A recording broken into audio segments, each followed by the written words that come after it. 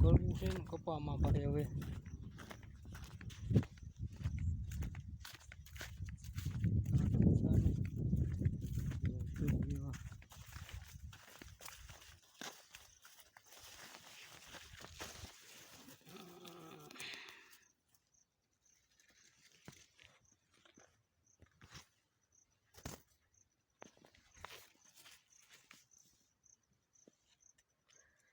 કપામાં પાણી ચાલુ કરવું છે વરસાદ વહી ગયો છે